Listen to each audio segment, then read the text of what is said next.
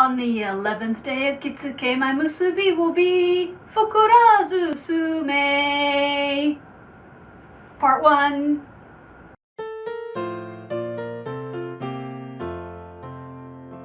Welcome back, everyone. Today we're going to be looking at a musubi that is particularly appropriate for furisode, for long sleeve kimono.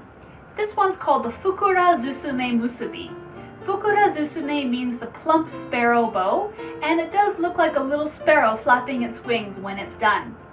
Now, musubi that are designed to go with a furisode are big, flashy, and impossible to tie on yourself, unless you have special tools.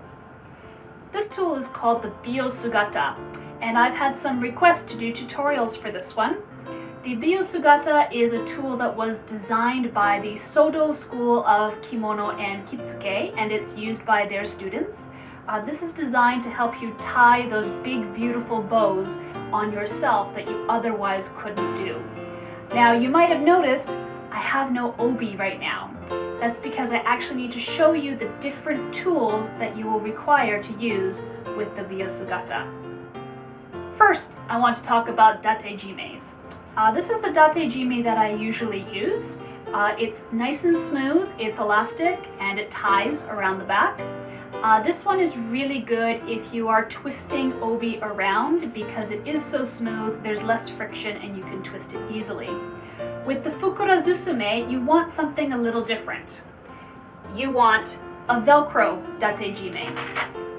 If you are ever twisting a musubi around, you don't want to use these. I've had my musubi getting caught in the front before because there's just too much friction going on between the obi and the Velcro of the datejime.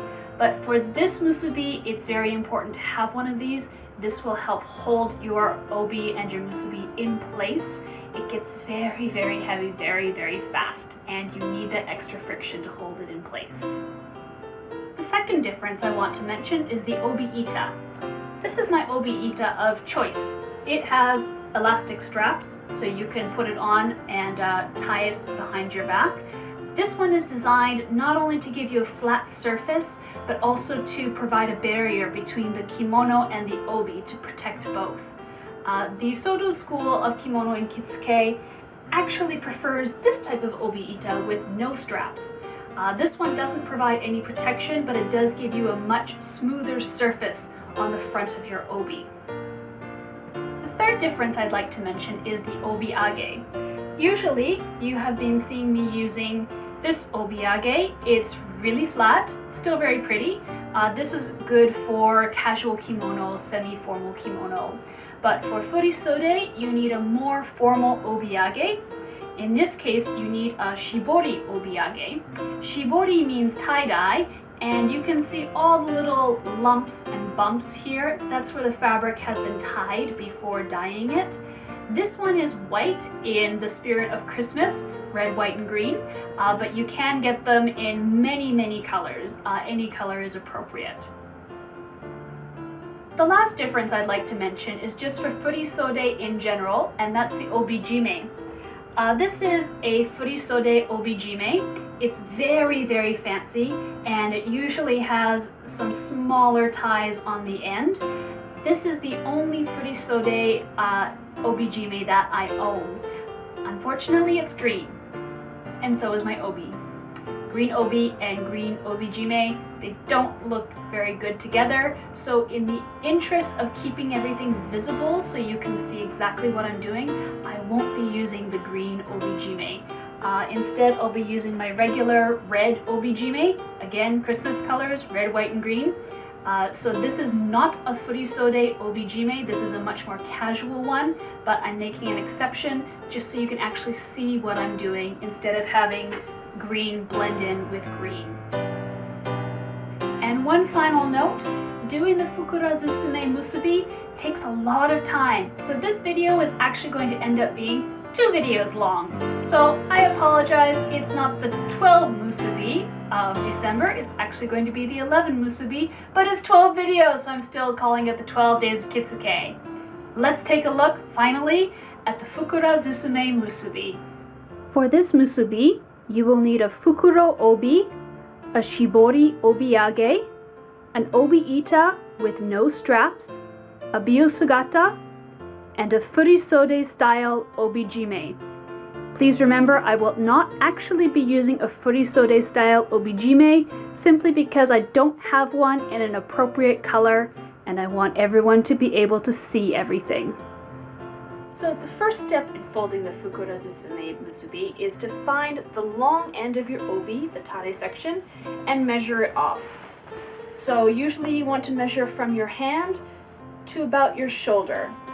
So just remember this mark. You can put a little stitch in there to remember it, or you can just remember it on its own. The second thing you want to measure is the distance around your waist. So what you can do is just take a regular himo and bring it around your waist when you have all of your padding on, remember that.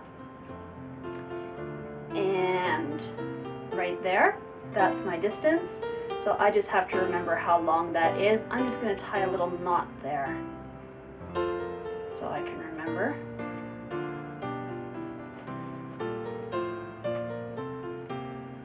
There we go. And I remember it's the short end. Okay, I have my obi all ready to go. This is the measurement that I made earlier. The tare is off to the right and the rest of the obi is off to the left. So what I want to do is I want to make a box fold. So I want to find approximately the middle, and then 1/3 from there I fold in and then I fold back. And I do the same on the other side, so approximately 1/3 I fold in and back. I make that nice and flat. And then I bring the biyosugata in, and the top of the biyosugata should line up with the top of your tare, of your long end. Let me get all the straps out of the way. And I want to bring this, first of all, make sure all the ties are undone. There we go. Now I'm ready to go. All right. So bring this over like that. And on the back, you have this tie that goes across, and you want to secure that. So now what I'm going to do is I'm going to turn my biyosugata, and I'm going to bring this part up. We won't need this part for a while now, so we're going to kind of forget about it. You want to tidy up all your straps. Make sure everything is unclipped and unbuttoned. And we're going to bring the rest of the obi through this opening. Just like that. And slide this closed and snap into place. Why aren't you snapping? There, now you're snapping. So now we're going to fold the obi in half. So I'm going to move the biyosugata over there, and I'm just going to start folding.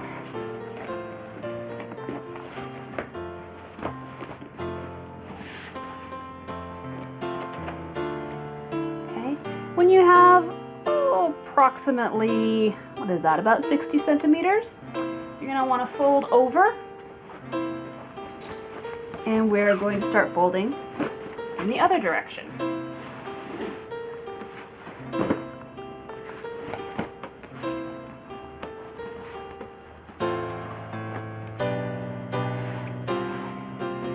And when I reach the section where the design cuts off, I want to fold back.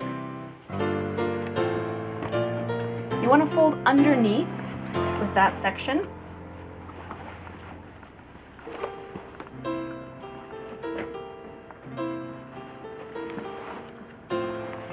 And it's going to come out the top. Okay.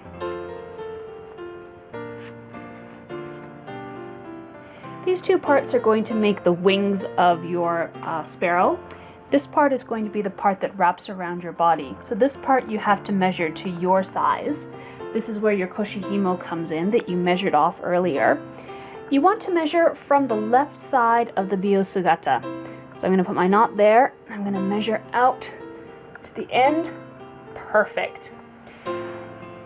If you need to make it longer, that's fine. If you need to make it shorter, that's also fine. The key that you want to remember is to keep this part a little longer than this part.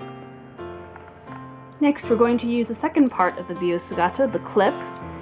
You want to keep the strap on the bottom, and we're going to go over to this end.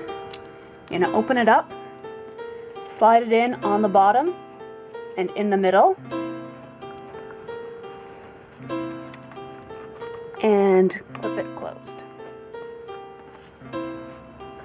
Next, you're going to secure this part of the obi. You're going to be using the straps. So bring the one strap up, find the other one, and strap that in place as well.